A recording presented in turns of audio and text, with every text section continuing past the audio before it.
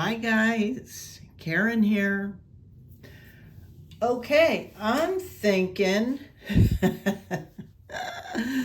of making a mother of pearl necklace and adding a few beads to the process. Look at this beautiful iridescent colors that show up on this cabochon of a mother of pearl shell. Isn't it gorgeous? So yeah, I'm thinking anyway of something like incorporating that large brownish bead and some smaller beads on the chain.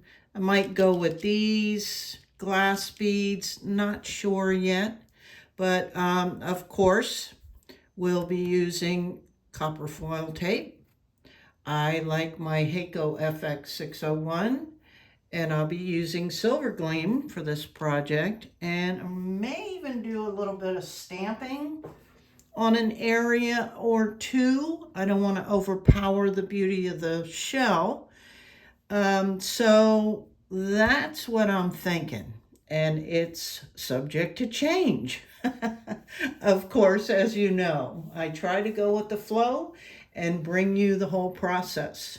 But before we get started, I would like to shout out my regular Buy Me a Coffee monthly subscribers. Thank you guys so much. You know who you are, and I appreciate your monthly contribution to my channel more than I could say, and I hope you're enjoying the perks of it. For those of you who don't know and would like some information, you can go to the Buy Me a Coffee platform. It'll be listed under the More button, as well as all my social media links and all the tools and supplies that I'll be using today. I'd also like to thank a couple of new contributors to the channel. That would be Tammy P. Thank you so much for the cup of coffee. I appreciate that so much. And Peony Girl 1911. Thank you for the super thanks contribution, which is also right under the video under super thanks. It's somewhere at the bottom where the share and like buttons are. Thank you so much, you guys. I appreciate you so much, and I hope you enjoy some of the content. I really do. So on with the show. And I'd also like to remind all of you that I always start with clean hands. So wash your hands. I clean my stone, or if it's metal or shell or whatever it is, I clean it with alcohol. And then I figure out what design I want. In this case, I think I'm going to stamp these corners, and I am going to, attach a different type of bail onto this. So I needed some reinforcement on the back.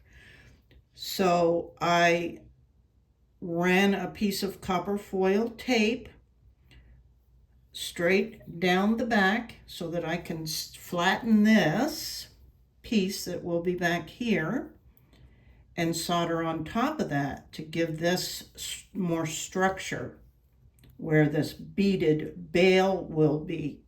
So yeah, and then I piece all those together. So there's a separate piece here, a separate piece here, a separate piece here, and then I did the whole circumference of that and trimmed it out a little bit. I could have done better, but the back isn't always super important to me, and I think this looks good enough. So I'm going to go ahead and put the first layer of solder on using the liquid flux that I really like because it's no fumes in it. Okay, and you don't need a lot of flux, but for all that trimming and stuff, I use an Exacto knife for this. And just take your time. Okay, let me get the first layer on. I'll be working at about 360 Celsius, which is about 680 to 690 Fahrenheit on the Hako. And after applying the first layer of solder, this is what I have. So now I'm going to get ready and do the stamping. Let me bring it down a little bit closer.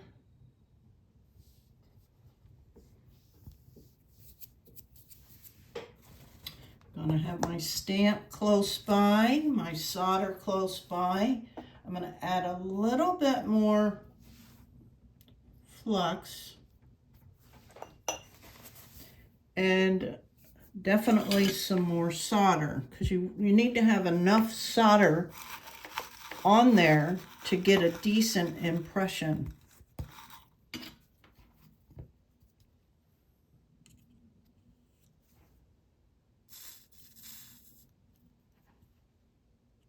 And some might roll off, but if it does, we'll deal with it. So you can see that's nice and molten. And there's a pretty clear stamp. And if you don't like it, you can redo it by just melting it again.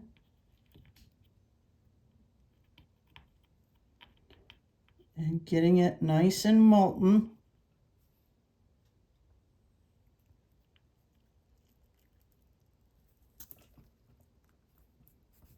Okay, let's do this side.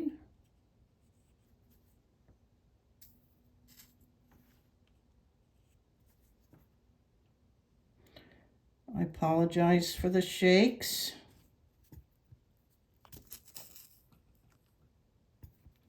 All right, let's see what we got. It's not that hot, but okay. So there's the stamping on there. I think I'm going to redo this one. I really like this one, but I'm going to redo that one, that side. Let's put a little bit more solder on there, or we'll just remelt it. We can always add more if we need to. Key is getting it all molten at the same time. Kind of wanting to get it, maybe I should come at it this way.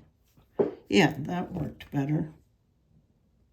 But didn't really get the design I wanted. So you can always turn your pieces around.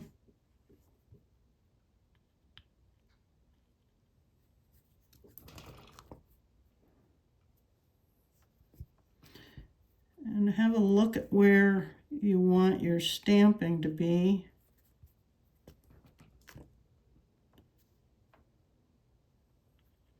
Trying to get that little flower. That's better. Okay. So see, you can redo it. You do risk scalding your piece, but I like that quite well. Okay, let me move on to the next section. So I put this bead with the bead caps on. I made my loop with a step bail making pliers. I used the fourth one up. I just made a simple loop. Added these, components, took it over to the bench block, and I don't know if you can see it, but I flattened the majority of this so that it'll lay more flat on the back. And I'm just going to have to be very mindful of keeping that loop in the forward position.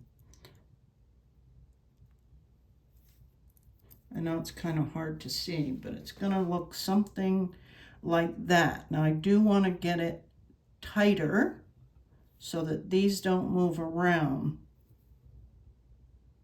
So I might have to finagle with that a little bit. and try to get this as straight as I can, but that's kind of what I'm hoping it will look like. Well, I got my trusty little washcloth out and using one of my cheap little dollar store clips and got this just how I want it. It seems quite tight. And now I'm just going to try and basically tack solder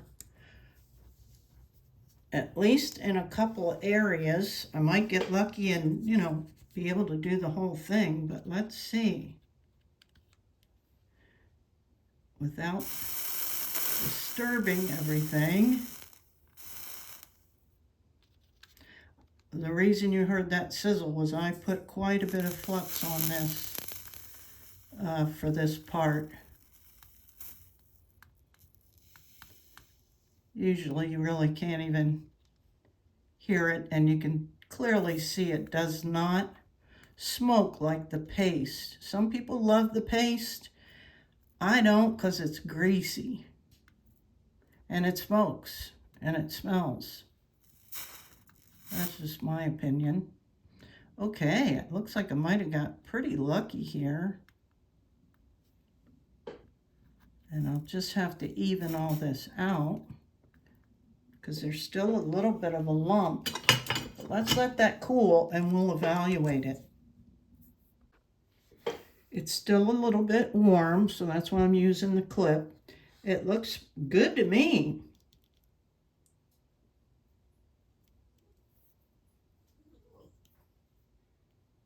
Just fill it in a little bit. If you see any, openings, I added a little extra up here to keep this from spinning, from the bead cap spinning. It's centered enough for me. I know it looks, maybe it's a little bit off. I think it's an optical illusion because of this stamping area. But if you hold it in a different way, it looks more centered. Oh, I really got the shakes today. So I'm going to let it cool off and then clean it up. And then I'm going to add some black acrylic. I was considering doing some dots on the side, but I don't think it needs it. I think it's quite pretty the way it is. Now I'm going to put this black acrylic. I use the paint pens. It just gives it, I don't know, it's just my preference. Y'all experiment and see what you like.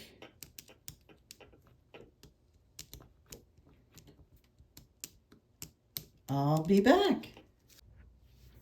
And here's what we got. I think it turned out great. This matches the detail of the beads quite well. I think it's super pretty. Now, I could leave it plain and just put a black cord on it. And that black will pick up the, ooh, that looks really nice, actually. Or, what I was thinking, and you know how I'm always thinking, you can get this chain. Some call it like a beading chain. It's real small, or a snake chain, I think it's called. But this is, the technical term is Coriana chain. And you can get stainless steel, so it will not tarnish, or it'll tarnish less. And I think that's what I'm going to do here, because then it'll be a lot easier, because I wanted to do a little something a little fancier for the chain. Maybe. We'll see how it looks. I can always take it off and go back to the cord now that I know that looks nice. But I was thinking of adding, these are all different shades that are included in here. There's like a real dark gray, one that's a little lighter gray. I think you can see it. And then this is, like an ivory. So I thought I would have maybe these in sequences or close together, maybe with you know, a spacer bead or something on either side, and that would be kind of it, because I don't think it needs to be much fancier than that. So all you need for these things, and I'll get the supplies out because this just came to me actually, is some crimping beads, or I like to use the round ones. Usually I use the tubes, and then the clamshell ends that will go on the ends. So let me get that stuff out and I'll show you how I'm gonna attempt to do this. I think it'll be pretty. Okay, I'll be back. All right, so here's just the tools you'll need for this part of it. A little bit of glue and a toothpick maybe. Here's the little crimp tubes. Here's like the end closures. They're sometimes referred to as clamshells, although these kind are a little bit different. Let's see if I can. Right? Some of the clamshells. Oh, I might have some of those. Let me look. I prefer those. Hang on. Okay, so yes, I had found these, and I like these even better than the standard clamshells, because the other clamshells, they lay open like this. Oops. They kind of lay open like this, and they close this way. But these ones close sideways. Can you see that? So it makes it a little bit easier because you just have to lay that in here instead of feeding it through. Like this one has a hole in the bottom, you have to feed it through. They're just a little bit different variations of these types of closures. And they see, like this one has to be fed through the circle. Either one would work for sure. But I'm gonna use these sideways ones.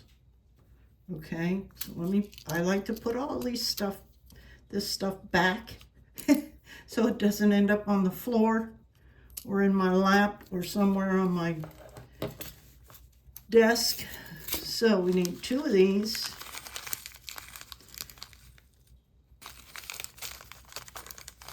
And I get all this stuff on Amazon. So I went ahead and I cut 20 inches of this just so I'd have enough to work with. And yeah, I'm not quite sure exactly what I'm gonna do yet. But,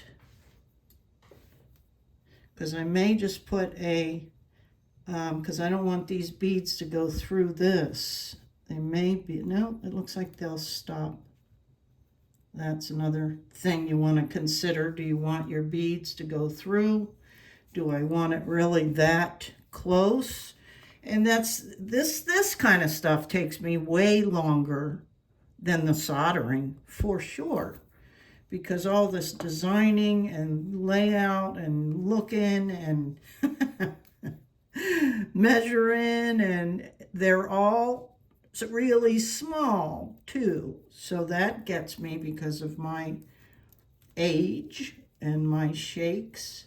So do I want it laying that close to the bail? I don't know, and I may not even go with this. Or I could put a crimp bead down here, or I could even feed some black beads, oh, that's an idea, that will go through the bail and take up some of it, because the bail's kind of big. Now, the other thing is I could cut this bail and make this smaller. So do I want to do all of those different things? Because I don't think it looks right there.